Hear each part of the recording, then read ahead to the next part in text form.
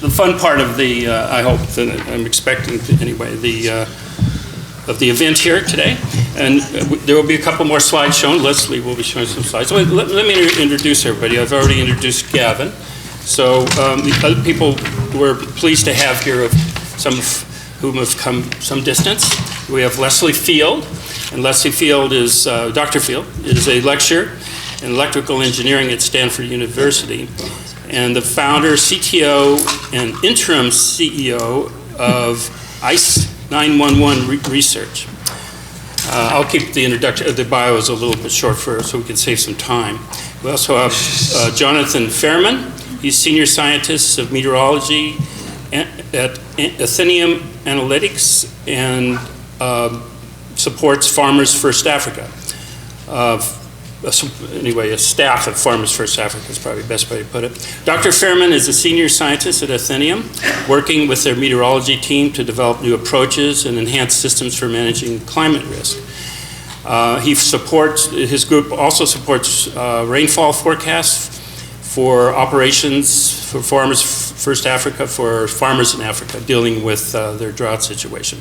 He also has a poster later today after 4 o'clock. I promised him I'd promote it for him. And we also are very honored to have Professor Susan Solomon. Professor Solomon is a Lee and Geraldine Martin Professor of Environmental Studies at MIT.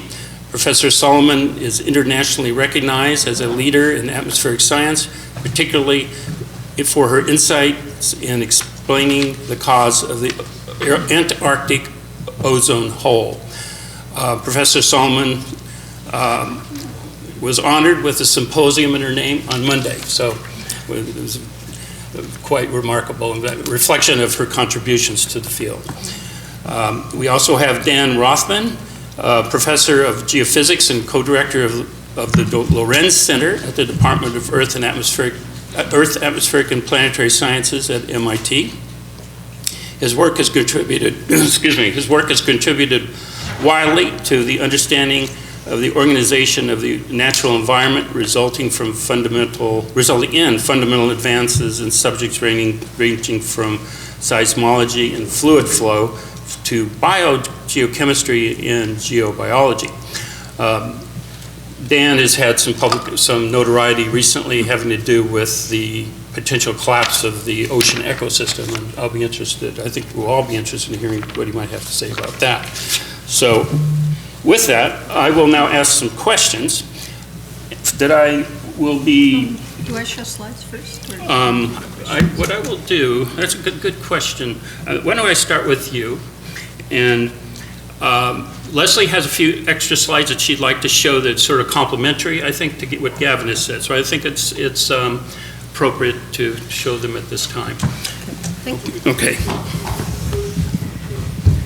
I have found that some of these visuals just make things flow faster in understanding what we're doing. Do you know how to get to my slide deck? Yeah. Though? You just kind of have to relax. Oh, good. The expert helps.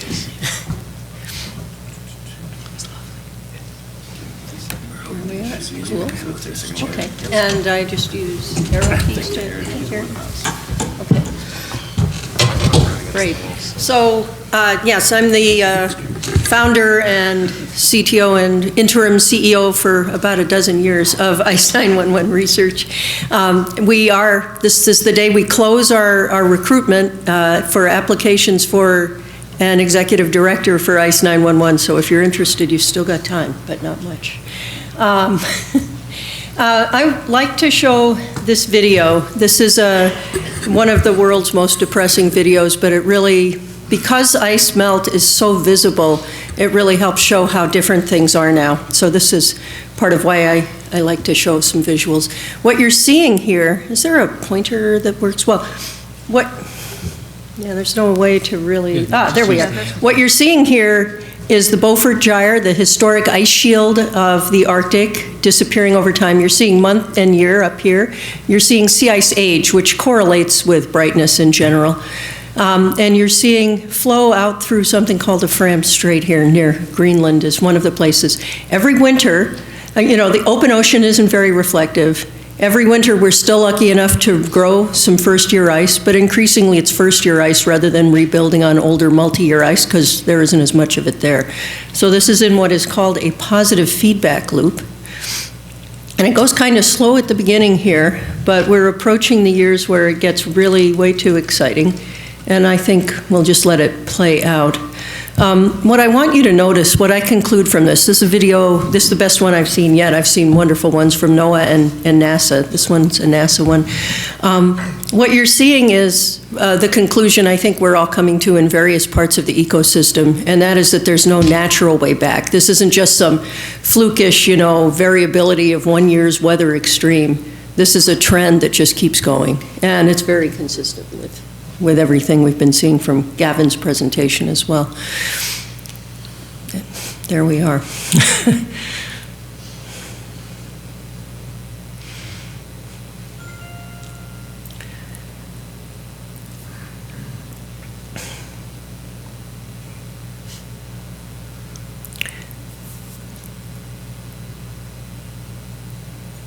We're almost to today.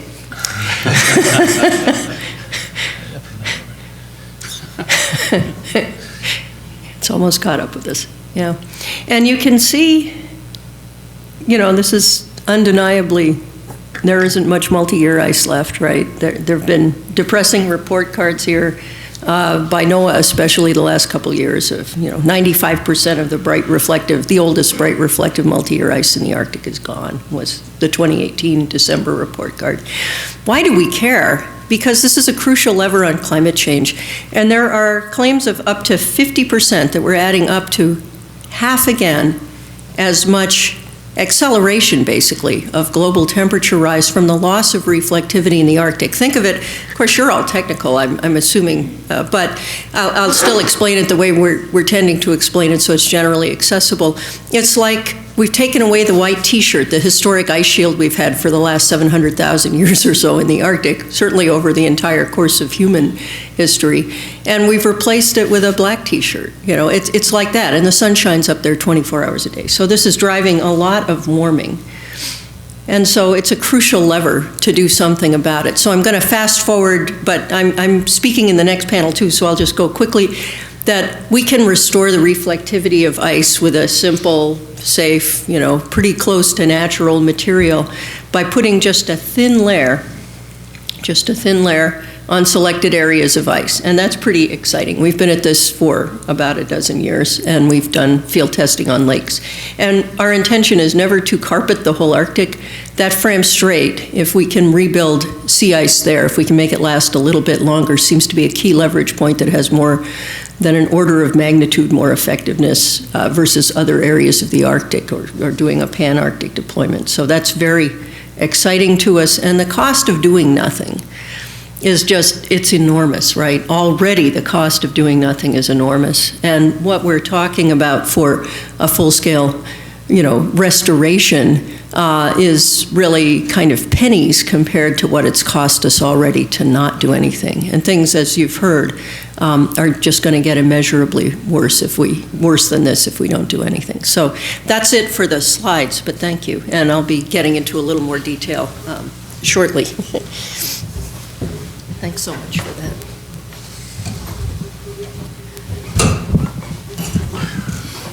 Is this your cup? It's not mine. Okay. Thank you, Leslie. All right. Yeah, we all get stuck. I'm a little bit concerned about the structural integrity of this machine. Yeah. If we come crashing down, we'll just continue. Anyway. I know a little first. So I have some questions I'm going to lead off to. I'm going to sort of follow the MIT model that I went to the symposium back in October, where Susan Solomon actually took part, and I like the way they did it. The moderator then gets to have some control of questions, and then I'll turn it over to the audience. So I'm going to start out with Leslie, and I have one question I'll give to each of you. And I guess one question I have about this technology is this an application that will endure? How long will these silicon balls or tiny crystals last in the environment? Are they vulnerable, for example, to black soot and lose their effectiveness? Do you have anything you tell us about that? Yeah. So these, I have a little sample of this here. These are basically, you can think of them as a hollow they're hollow glass microspheres, and you can think of them as a kind of floating sand. They're basically silica with a little gas core, thin shell of silica. If you're depositing soot on them, they'll probably get sooty. But the thought that we have, if you're going to do any intervention, I like the idea of doing something that's localized and reversible. And so if you're going to be depositing soot on it, or if the ice is just lasting longer, but then it will melt and it gets blown to shore or something, it's kind of nice to not have something permanently there unless you scrape it off. So I'm looking at that as a feature. Our assumption in the economics we do is that we'll have to replenish it each year in these critical, relatively small areas. And we can then tailor that year by year, depending what the phase of the Arctic oscillation is, depending what we've been finding in the previous year. So it seems like this is actually a feature. Okay. There's some natural follow-up questions, but I think I'll hold those for some potentially from the audience, or I'll ask them myself later. So I have a question for Gavin Schmidt, which is partly based on some new findings or a new information that's been released at least in the popular press, having to do with the results of new physics, how it handles clouds. They're on the order of about a half a dozen models out there, of the class and caliber that could be taken seriously, I guess. And what appears to be the case is, as the sophistication and accuracy of handling clouds and reflectivity of clouds and the radiative properties is thought to have improved greatly, and that the results seem to be fairly uniform, that all these models show that the climate sensitivity is greater, significantly greater than the 3 degrees that has been generally assumed, closer to something like 5 degrees. I was just interested to hear whether you've had a chance to think that over and what your impression is of those results. So yes, basically it's the only thing that any of the modeling groups are thinking about right now. There has been a group of well-regarded models, not all of the models, and not all of the models that have got better. I mean, but there's a group of relatively well-regarded models that have come out in the new CMIP process with sensitivities above 5, and some have an equilibrium sensitivity of 7 degrees Celsius. That's frankly terrifying.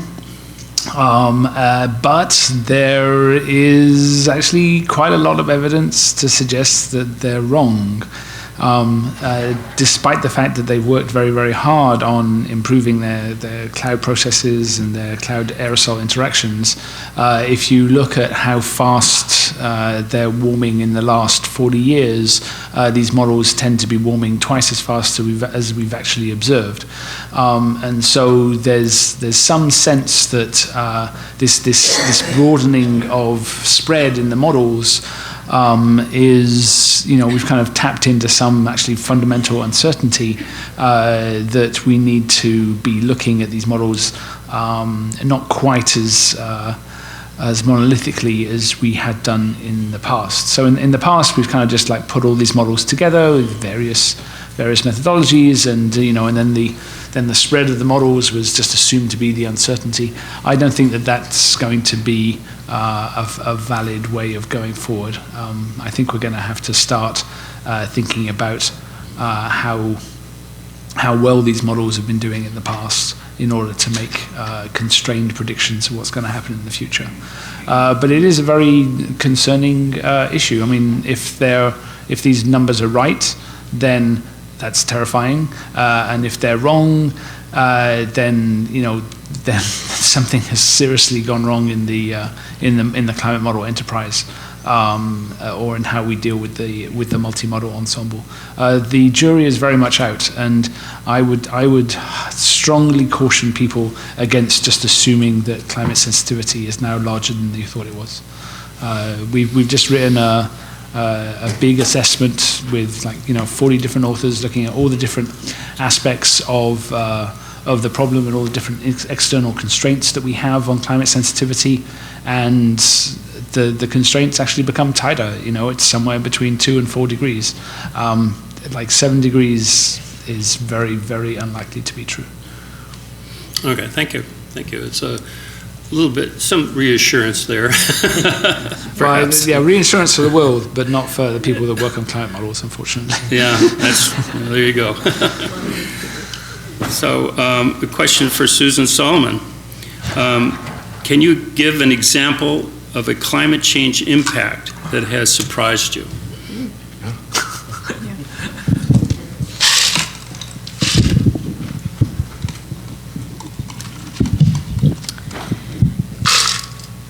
Yeah, certainly there are many things that are happening out in the world that are surprising, and we all come at this from our own perspective, but I will say that the thing that shocked me the most has been the impact of the recent fires in Australia, and particularly that we're actually now seeing smoke from those fires getting into the stratosphere in pretty significant amounts. I think many of us who've been studying the upper atmosphere for a long time have looked at these observations of little puffs of what they call pyrocumulus or pyronimbus, fire nados, whatever various words have been used to describe the way in which a massive fire can literally make its own weather and get material up to the stratosphere like a volcano. And we've seen that in small degree for quite a while. I never imagined that it would happen the way it's happening this year. And there was a wonderful poster on it yesterday. So if you haven't seen that stuff, go talk to some of the satellite people who are working on this. What this is going to do is wide open. I mean, it's going to undoubtedly change the stratosphere substantially. How much that will impact the water vapor and potentially the rest of the climate is really totally up in the air. So it's very, very shocking and surprising and concerning, because it's just going to keep burning until it becomes like the Sahara, a really total desert, and it will probably happen in other places too. So it's really, really worrying me. Thank you. Yeah.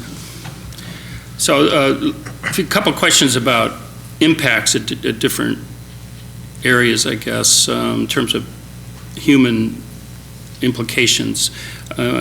Sort of more on the tactical area for Jonathan Fairman. John, do you think it's possible that the climate in the region that, for example, where Farmers First is supporting the operations of farmers, could become so hostile that agriculture could no longer be viable, even using adaptation techniques and technology? Well, in the Central African Republic, you're still going to have the ITCZ coming over, dropping a lot of precipitation. It's currently very green in that area. Still have a wide-ranging rainforest. In a warmer and drier climate, that can disappear. They can be impacted by a little bit of deforestation, start getting some forest fragmentation, having some regional effects on how that would go into its own, producing its own weather. And then even with the impact of the rainy season, if the rainy season is shortened, there can certainly be some impacts in terms of agricultural production that's right away would be readily evident. So there, while a complete loss of agricultural production in an area where you get over 2 meters of rain per year and pretty much wide-ranging sunlight is remote, there certainly can be real impacts for the farmers that are pretty much practicing subsistence farming at this point. Just a quick follow-up. What about is there political destabilization potential? Oh, there's absolutely, absolutely would be political destabilization in the area, as drought in the dry season could potentially mean that there is less water availability. If the rainy season doesn't have as much, it doesn't deposit as much precipitation, and it doesn't stick around for as long into the dry season, and these expand, and these longer periods of heavier drought occur, when you're already at the limit, that can get stretched even further. And the people, when they don't have food, they don't have water, can certainly cause some political change. Okay, makes sense, I'm afraid. So it's Dan's, your turn, and Dan, over the last 6 months or so, has, I guess you might say, enjoyed a considerable amount of attention in some of the media, as well as some other technical journals having to do with impacts on the ocean. So a question for you, Dan, the ocean ecosystem. Your recent work has suggested that once the carbon cycle is perturbed beyond a certain threshold, major changes, including mass extinction, might ensue. Can you tell us in 30 words or less, just kidding, in a few minutes how that happens, how that works? Sure, thanks for asking.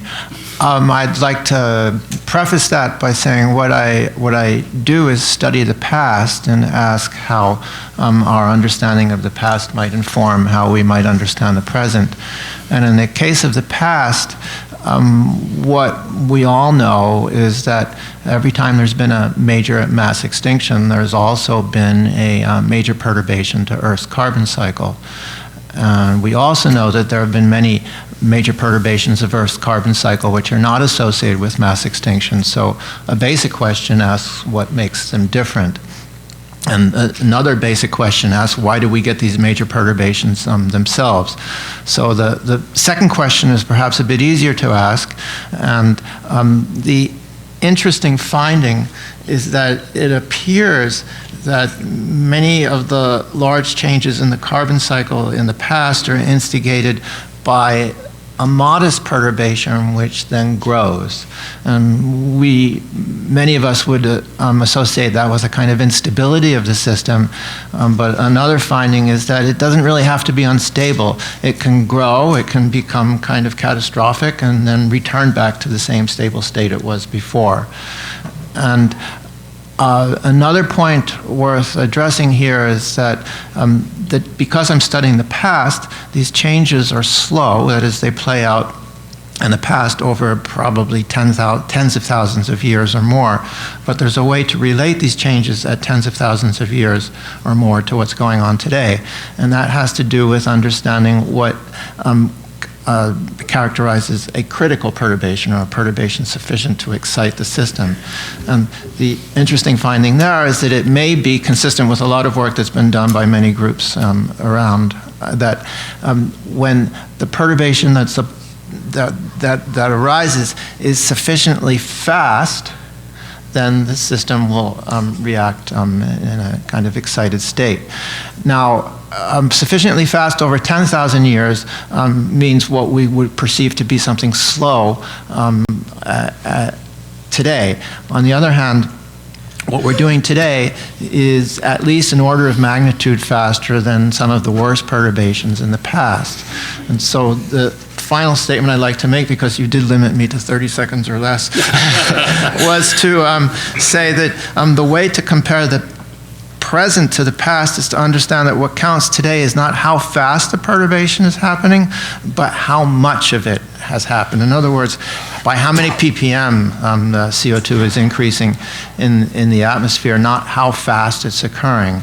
That is, the speed matters, but because it's so fast, with respect to understand the relations to the past, what matters is the total. And the point is that the total that we're putting in this century is commensurate with the integrated totals that have been put in the past. And because of that, we're in a dangerous situation. Okay. So, so everyone has been, I asked everyone a question, I'm sure. Have we left anyone out? No, I don't think so. So here's the opportunity for, at this point, for someone in the audience or those in the audience to come and ask a question at the microphone. Thank you. I come from, now does this go on? It's on. It's on, right. Thank you, everybody. Get a little closer. Right, now I come from New Zealand, and like Susan, I'm asking, are we at a tipping point? Because I've been watching Australia, both in Australia and from New Zealand, and we have caramelised pink glaciers at this point in time. And we've had several air quality events float over the Tasman Sea, which is, I guess, it's like flying from Miami up to Boston. It's that wide. So we're getting effects quite a long way in New Zealand, and I've talked with colleagues at the Bureau of Meteorology, and they're really amazed at how quickly the temperatures climbed, I'm talking in centigrade here, to the high 40s now, whereas in 2010 it would struggle to get above 40. Western Sydney had 49, and Mike Mann has been choking on bushfire smoke in his sabbatical. So that's the first question. The second observation is in New Zealand, in the last 2 heatwave summers, we've lost 15% of our permanent glacier ice. Not 2 or 3%, but 15%. That's a huge amount. So I would posit that we're at a tipping point. And I've been talking with the former Prime Minister of New Zealand, Helen Clark, about maybe suing the government of Australia for not taking any action on climate change because of my dear parents. I grew up in a house, I was never a smoker myself, but I had 20 years of second-hand smoke, so I've got chronic obstructive pulmonary disease. And every time those bushfires go off, it affects me. And there have been cases of air pollution, events of transboundary air pollution and international legislation. So I'm thinking of getting together a number of people in New Zealand and we sue the government of Australia because they deny climate change. Anyway, I believe we're really now on the roller coaster. Susan talked about the stratosphere. I'm talking about things on the ground where we live. Thank you. All right. Anyone have there we go. It looks like somebody might be coming up. No, I have a different question. Should we answer that question? We can answer the question. Yeah, first of all, did you want to ask a direct Question of, have we reached the tipping point? So does anyone in the panel want to address that? Well, I'll say Leslie? something. Okay. Yeah. I will say the point of our work is trying to give ourselves time while we decarbonize with less disaster, right? I mean, we need to be urgently doing things 10 years ago, but, more than we've done.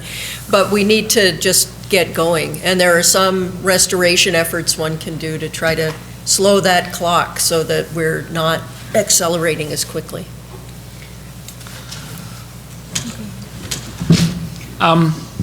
So obviously in such a complex nonlinear system as the climate, there's lots of places where there are thresholds where we are going to see local tipping points being crossed. and that can certainly be locally very dramatic. And we're seeing those changes in the Arctic and in these kind of Mediterranean climates. whether that makes a large global tipping point is unclear. I'm not really convinced that there is any such thing, but I think we're going to see more and more local tipping points being crossed that kind of in the global aggregate make the situation kind of increasingly bad. But I don't think there's a global tipping point that perhaps in our thinking about this there may be a tipping point, but perhaps not in the global system. I mean, regionally, in the area that you're talking about, I don't think there's much doubt that the strong Antarctic vortex has been helping to hold the warming effect back for both Australia, New Zealand, even parts of South Africa. So we've had a number of years recently when the polar vortex has been very floppy, much more so than normal, and this is one of those. Now, whether that is internal variability or a response to climate change, a slow warming of the Antarctic waters, the changes in the ozone hole, I think that remains to be determined, but I think it is becoming pretty clear that it's not just an anomaly of 1 year or two. The vortex isn't keeping your area safe the way it used to. And unless the ocean temperatures change in such a way that allows it to go back, which I don't really think is going to happen with the ozone hole going away as it is, I think it's just going to get worse. So in a way, you've been lucky. You've actually had a relatively slow rate of warming in parts of the Southern Ocean, and perhaps that's coming to an end. And so it's all breaking loose at once, which is very unfortunate. All right, I think we'll take another question.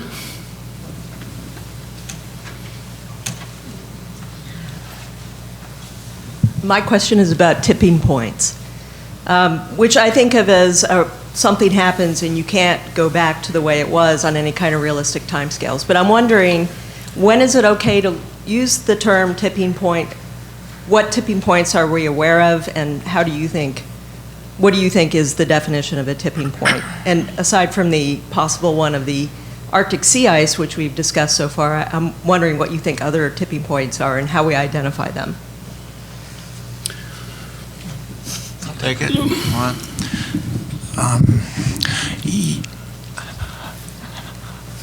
I prefer not to define it, but I suppose you could read Malcolm Gladwell's book to understand how it became a popular notion. And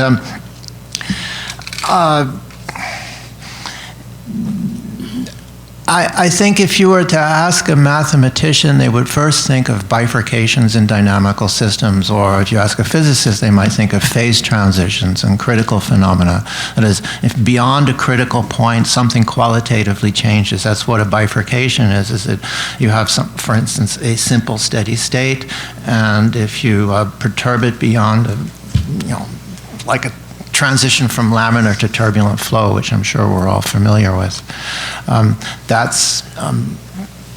You could call that a tipping point. It's just beyond a critical parameter. Some people have tried to generalize that notion and say that when a particular parameter is brought beyond a point, the system sort of behaves in some kind of modestly different way. I referred to an interesting kind of novel tipping point a moment ago, in which it's the rate of change that matters in the system, not actually the parameter itself. It's how fast the parameter is ramped up. And so what happens after any of these things exceeds some critical value, the system behaves qualitatively in some way. It acts as if it's going unstable. That is, it's sort of, basically a small perturbation becomes large, and it becomes large by itself. Whether it actually becomes unstable is probably unnecessary for whether you actually call something a tipping point. It just becomes it behaves in a qualitatively different manner. I hope that helps. I'm trying to be general since you asked for a definition, but I think a second point I might make is that anything that engenders a positive feedback you can think of as a tipping point. Now, that positive feedback, I'll qualify that in one more way. That positive feedback has to win over the negative feedbacks that are competing against it. So simply generating a positive feedback isn't enough. It has to overtake the system.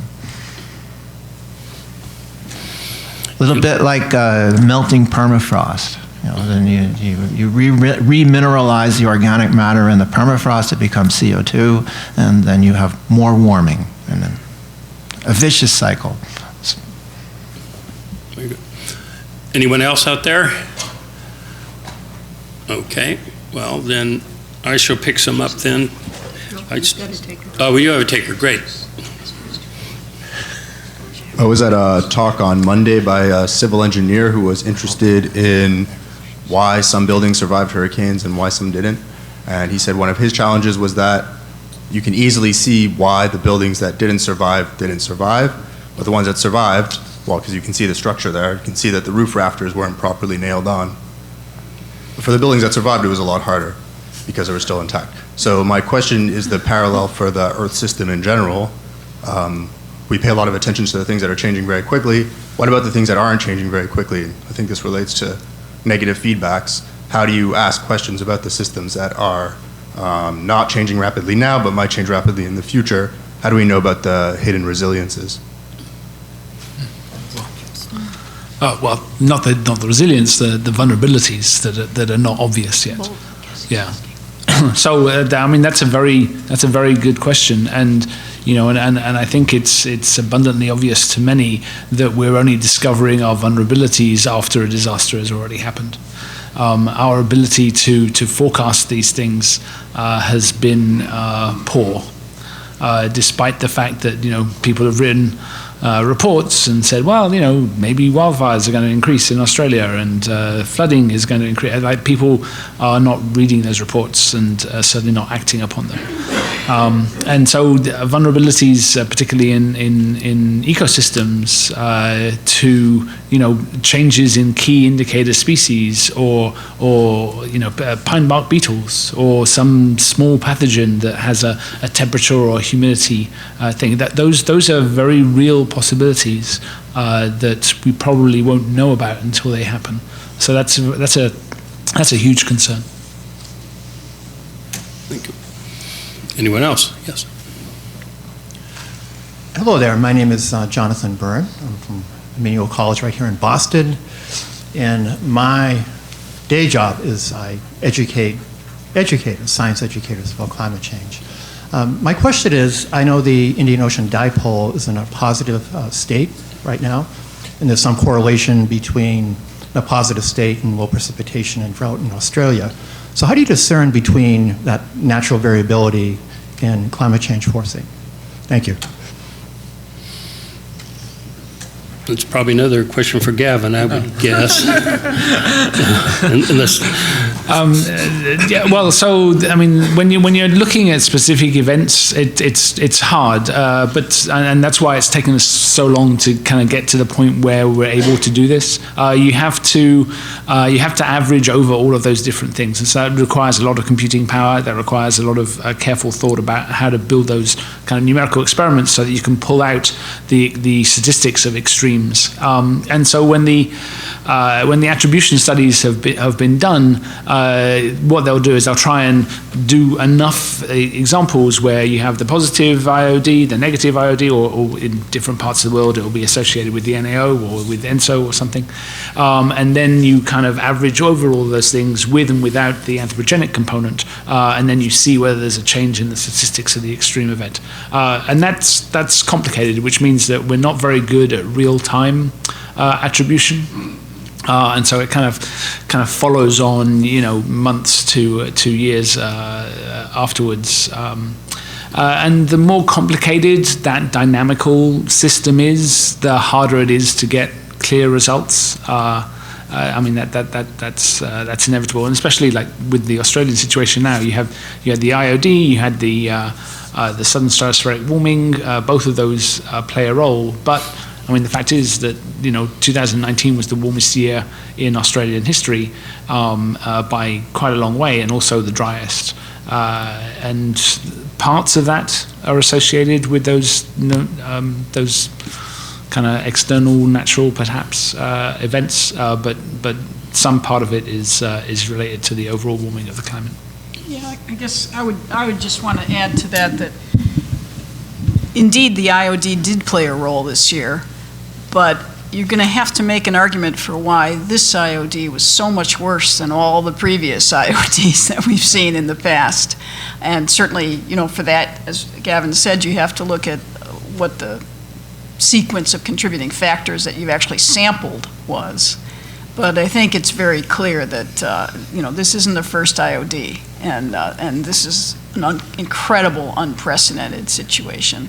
Plus, it's not only this year that Australia's been very hot. I mean, they've been having a whole series of extremely hot years over the last 10. So. Excuse me, my name is Juliette Rooney-Varga. I'm the director of the Climate Change Initiative at the University of Massachusetts Lowell.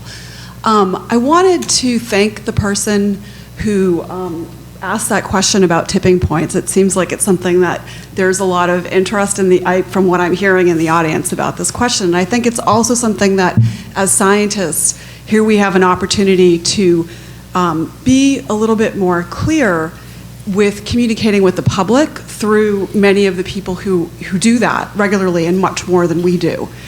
And so I wanted to go back to that question and ask, you did a great job. Thank you for that explanation, especially the reinforcing feedback loops and how important those are once you get those going in terms of understanding the technical aspect of tipping points. But I think here the really important question, and I could be wrong, so hopefully I'm not jumping to conclusions, but I think that the really important question when communicating with the public and when society is thinking about this question is not the technical definition of a tipping point, although that's very important, but also, is it too late? That's the question that people are asking, I think, more and more. And so what I'd like to ask you to do, I think my own view of that is that there's a fair amount of uncertainty about where exactly those reinforcing feedback loops start to, we don't even necessarily see them working yet, but they may already be functioning in a way that's going to commit us to certain, amplification in the future of effects. Having said that, I think that we are still fairly uncertain about where exactly those points are. And our best insurance against crossing them is to mitigate emissions, is to reduce emissions. So I just want to put that to the panel and ask you to provide your own professional opinion, but make sure that we're actually addressing the real question that many people are probably thinking about. I think you've asked an excellent question, and unfortunately, it's very hard to answer. And the question the specific question I'm thinking of is it too late? And to understand if it's too late, one has to understand, one, whether there really is a precise critical point at which you move over and all hell breaks loose, and then what all hell looks like. There's one more aspect of that, which is even worse, is that we don't know what the next thing would be. And the basic characteristic of these types of systems is that they're nonlinear, and because they're nonlinear, they're very difficult to understand. Yeah, and I would say that we also really don't know what the social response will be, and that those are highly nonlinear systems as well. Worse. Absolutely. And that we do have some agency over those systems. And so that should be something. I'll make sure everybody gets a chance to talk. Let me try to make a couple of scientific points and a couple of broad points that I think relate to what you're talking about. I've done a lot of work on the concept that if we stopped emitting carbon dioxide tomorrow, the warming that we got as a result of what we've already emitted would hang around for at least 1,000 years. So on a human timescale, you can think of that as irreversible. So some people have interpreted that as meaning, oh, it's too late, I don't think that's really the correct way to view it. It's more like saying, well, because every bit of carbon that we add drives the temperature up more. So it's like having a thermostat we can only turn one way. We better be very sure we know where we want to put it. But it isn't the case that, as far as global mean temperature goes at any rate, that if we were to stop, that we would not, that we would see some sort of latent built-up thing that would continue. That isn't true. So we can stop it from continuing to rise. We can't reverse what we've already done unless we come up with some way to actually remove the carbon actively, which I think there'll be a panel discussing a little bit later today. Personally, I don't know if I want to put my eggs in that unrealized basket, but other people might differ. The other problem we have is we have a massive infrastructure commitment to emitting fossil fuels already on this planet. So when we all have that in our cars, in our homes, and all kinds of things that we have that require fossil fuels. So power plants, obviously. Your point about actionable things, clearly we need to change our energy system if we are to keep any of that carbon that we could already emit from being emitted. And to make matters worse, we have an energy industry that has an incredibly massive infrastructure commitment to producing those fossil fuels. Things like offshore oil platforms, each of which costs $200 million, and there's many hundreds of them, and mountains full of coal that different companies own. So it is a very daunting problem, and it tells you how important it is to rapidly go to a completely different energy system, which means we ought to be investing in alternative forms of energy, including nuclear, including solar, including wind, et cetera, because it's not going to be one answer. The other thing I want to say about tipping points is that I didn't used to be a scientist who thought there was as much concern about that as I have now. And I used to kind of look at the climate system as changing pretty much linearly. And when I look at the things that alarm me, they pretty much all involve interactions with biology. When Gavin mentioned the pine bark beetle, which has just swept across the western states and Canada in a terribly devastating way to our forests. We just had no clue that we had to think about biological impacts that could be runaway. Same thing, you can think about the fires as also clearly having a biological link. So I'm very concerned about the linkages between climate and biology being so nonlinear that that's where a lot of the tipping points lie, and we really don't understand them. So I hope that's helpful. I can add one brief point. I think the really major problem here is that most of the tipping points are not known. And that there's, as Susan was alluding to, there's not just one. Each time you progress, there's more and more. And so the simple solution is to prevent them from being crossed, as many of them as possible. It's the unknowns that are the big problem. The unknown unknowns, to coin a new term. And we had this comment earlier about climate sensitivity, and it's a very different way of thinking. Because climate sensitivity is basically all about the notion of there being an equilibrium. Who knows what the equilibrium will be? Can I give a very brief answer to your actual question? Is it too late? The answer is no. It's never too late, because there's never going to be a time when there isn't choices to be made and you can make better choices. Right, so the idea that we have to stop making choices is ridiculous. So it's never too late, and people are still going to have to continue to make good choices for the rest of the century. And this leads right into what I'd like to say. I too teach, right? And I teach this class every fall at Stanford on engineering, entrepreneurship, and climate change. And I have students who some years come in and it's like, we're not going to hit the 2 degrees, we're not going to hit 1.5, should we just give up, right? I mean, just great concern, and legitimately so. And I find that I believe this, and I think they come around to this, every degree matters, every degree is worth fighting for. The worst thing we can do is give up. And there's this growing thread, right? We all know about mitigation, the absolute crucial need to decarbonize the economy and the atmosphere, which is a hard thing to do, right? And it's going to take, as everybody's been articulating, quite a while to turn over the infrastructure and such, but we've just got to get going. And in the meantime, there is this whole new thread of climate restoration, of things that we can do to slow these impacts, to make things less devastating in the meantime. And there's so much existing technology. I mean, you've probably read all of these things, Project Drawdown, for instance. There's just so much we could be doing now as long as we have the will to do it. So there's this whole other thread, besides all the technical work we all do, of what are the policy and governance and permitting frameworks to get the proper things tested, developed safely, and start using them. There's this enormous amount of political will we need to reduce these risks.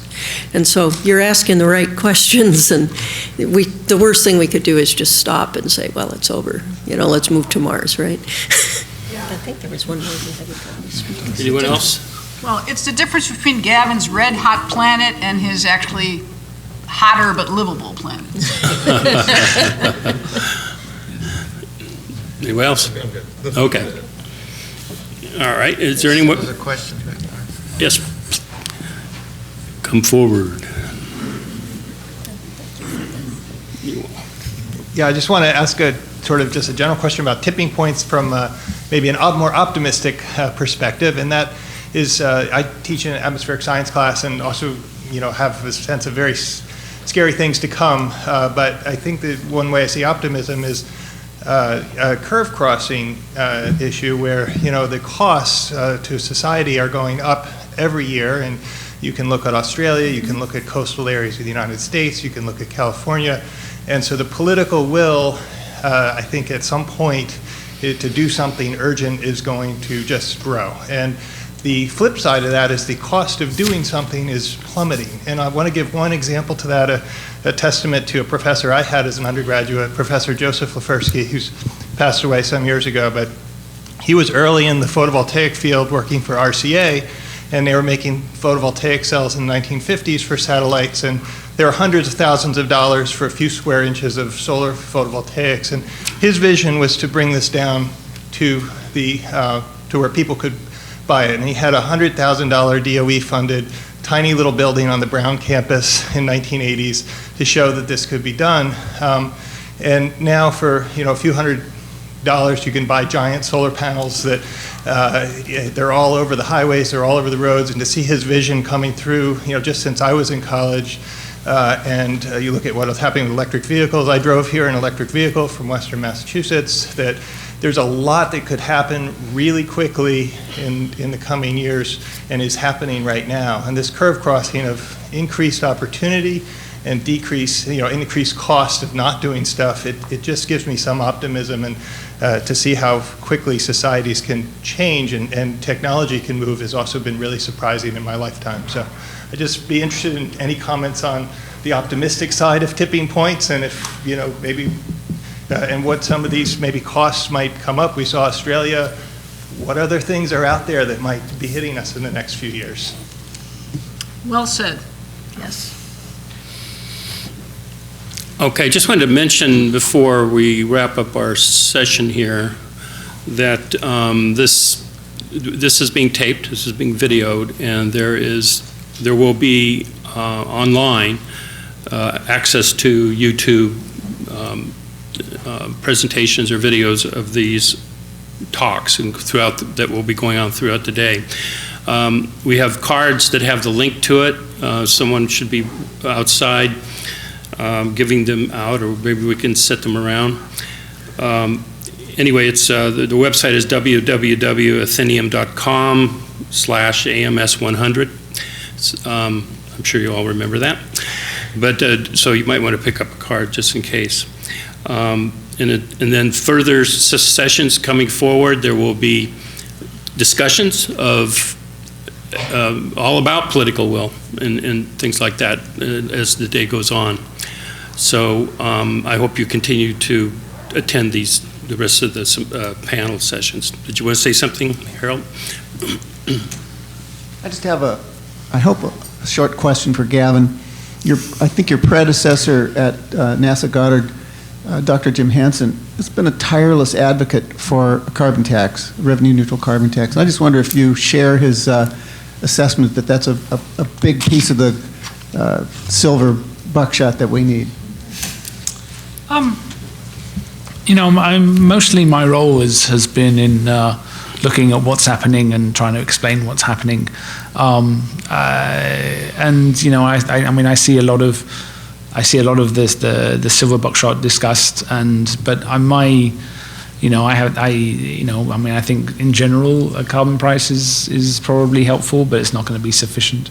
And so I'm don't really have any, you know, I'm an advocate for something to be done, but not particularly for any one solution. I mean, I can see the benefits in many of them, and so I'm mostly focused on like what's going on and why is it happening and those kinds of questions.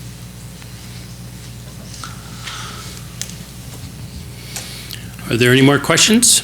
Yes, we do. Okay, so we still have maybe 5 or 10 minutes, so come forward. Hi, good morning. I'm a meteorologist with NBC News in New York. Obviously, on the national scale, it's getting more attention, and as the experts in the field, I'm sure you have your cringe moments watching the stories and reading the articles. So what, regarding tipping points, since it's just such an easy buzzword for the media and for the public, what is not being told well enough or getting enough attention, and what is getting too much attention, in your opinion? So actually, that's a great question. So we are focused very much on places that speak English and look like us, and we are not focused enough on places that don't. So there have been all sorts of climate and weather-related disasters in the last few months that have had almost no coverage in the US media.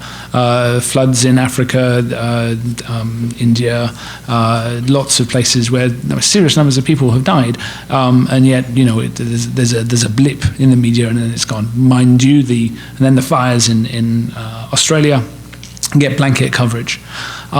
Now, I mean, they're very dramatic and there's some great visuals that came out of those things, but part of that is because that's where people are based and that's where people are sitting, that's where people have easy access to media resources. There are a lot of other stories in not well-covered parts of the world that are not like cushy, places for people to hang out for a while that just don't get that coverage. And I think that as we have to work hard on kind of helping those communities and countries and cities have access to the global media system. And I think that requires, investment of resources in local journalism and in kind of like homegrown storytelling, as opposed to kind of parachuting people in for 10 minutes. So yeah, I think there are stories that are not being told. Yeah, I guess I would add that part of the problem there is that we are inured to suffering in the developing world, you know? I mean, it's sad. We just think, oh, well, you know, they're poor, they're going to suffer.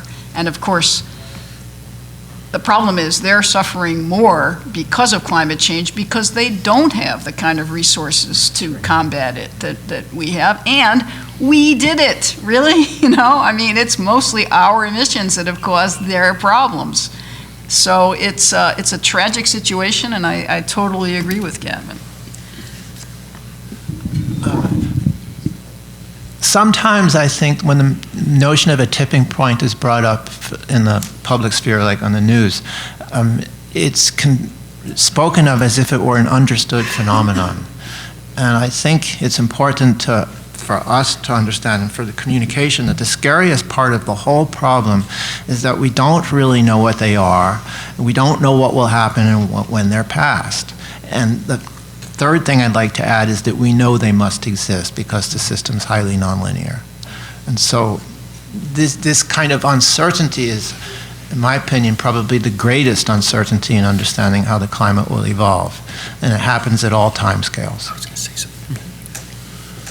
I just wanted to say, also, John, before John speaks, is that one of the takeaways that we're aiming for in this symposium, particularly the role of broadcast meteorologists, and to give them the understanding that that's just as important as to talk about the phenomenology of climate change, but also to bring in experts who could talk about solutions particularly in terms of policy.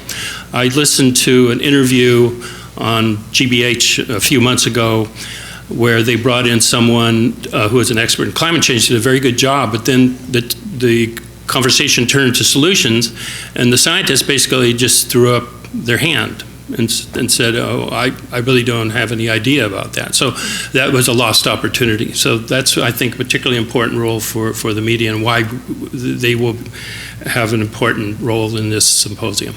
And I think John had something he wanted to say. Yeah, one of the things about the conversation about tipping points is that in media representation, it seems that it boils down to one tipping point sometimes. Is this just the amount of carbon dioxide in the atmosphere? We cross this tipping point and everything is changed. Whereas much more of the truth is the local systems and the local tipping points for each specific physical thing. When you're talking about a specific mountain glacier, it will reach a certain tipping point where it will go from into an irrecoverable state at that location. If you're talking about a forested area, there is an environment degradation point at which point the loss and desertification process really has kicked in. And all of these have different sensitivities, and all of these have different unknown things. And that's one of the problematic parts in terms of trying to boil it down to one tipping point, potentially related to carbon, potentially related to emissions, when each one of these local systems can be affected by direct action locally versus just an abstract thing of reducing carbon emissions or aggressive mitigation. And I'm finding that there's a real need to not terrify people. I mean, you need to inform them what these risks are. I mean, there's so many climate risks, but it's so easy to make people just so feeling that there's absolutely nothing they as an individual can do. And that just is counterproductive. And so there's this balance, it seems to me, of informing people enough about what the risks are and what the causes are and what the policies need to be and what our individual actions need to be, and holding forth that there are worldwide a lot of creative people creating solutions. There are things you can do. There are things that we can bring ourselves back, and giving up is absolutely the worst thing. So that terrifying while you're informing on tipping points is something, I try to limit myself when I'm giving a longer talk. One slide that shows the devastation, great, now let's move on, right? We take it as read. So I think that might be a useful thing. Okay, so we have about 2 minutes to the coffee hour, coffee break, which I think is about 30 minutes long, if I recall. We can take a few minutes more to for someone to ask a question and steal a little bit of time from your coffee. So if one more question then. Okay, very good. Yeah, I timed it so I could be last. Rick Knight from Citizens Climate Lobby. We work on policy and lobbying our legislators directly. I get frustrated when I see a scientist giving a presentation. Somebody asks, what can we do? And they say, build wind turbines, put up solar panels. And that's really not the answer for most of the public. And I wanted to ask a question because I know that's what we are supposed to be doing. How many of you scientists have ever been in a lobby meeting with one of your legislators? Have ever been where? What? In a lobby meeting with one of your legislators.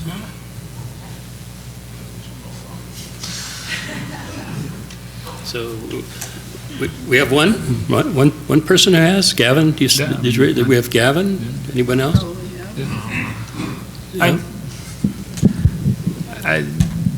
When people ask me that question, and you're right, that gets asked a lot. I mean, you talk about the science, and the questions that you get asked are almost none about the science. They're always about what to do. And notwithstanding my previous answer, I think the answer that I think works for a lot of people is that you wear many hats as a citizen, as a parent, as a member of a faith community, as a hobbyist, as a member of your town, as a voter, as a letter writer, as a lobbyist, and you can have influence through many of those different things. Sure, you can have influence as a consumer of efficient cars or efficient appliances, but you also have influence as a member of the PTA and as a buyer of the power from a utility that you can encourage to use renewable sources. You have many, many hats, and the more of those hats and the more of the appropriate ones that you can bring to bear, the more effective you're going to become. I don't think we should look at people merely as consumers or merely as voters, but I think they have all of those things that they can bring to bear.